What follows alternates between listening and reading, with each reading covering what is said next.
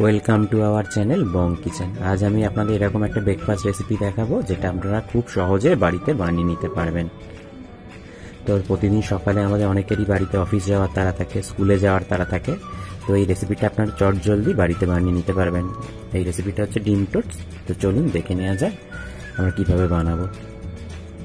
তো ডিম টোস্ট বানাতে লাগছে আমাদের একটা ছোট পাউরুটি, একটা ডিম, কয়েকটা কাঁচা লঙ্কা আর মরিচ গুঁড়ো।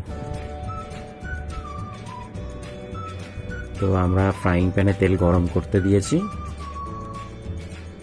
তেলটা আমাদের গরম হয়ে গেছে। এবারে আমরা ডিমটা দিয়ে দেবো, যেটা আমরা কিছুটা নুন দিয়ে আগেই গুলে রেখেছিলাম।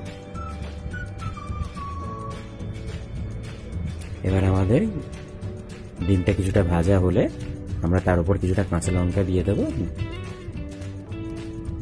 এরপর আমরা ব্রেডটা ডিমের উপরে দিয়ে দেবো। ব্রেডটা আমরা হাফ করে স্লাইস করে নিয়েছি। এবার কিছুটা ভাজা হলে আমরা ব্রেডের অপর দিকটা উল্টে ভেজে নেব।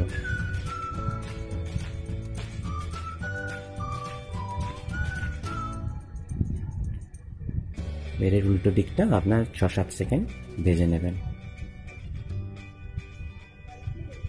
তো রেডি আমাদের ডিম টোস্ট।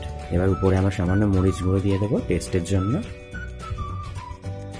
তো আমাদের এই ব্রেকফাস্ট রেসিপিটা যদি আপনাদের ভালো লেগে থাকে তাহলে আপনারা লাইক আর কমেন্ট করে জানান আপনাদের কেমন লাগলো।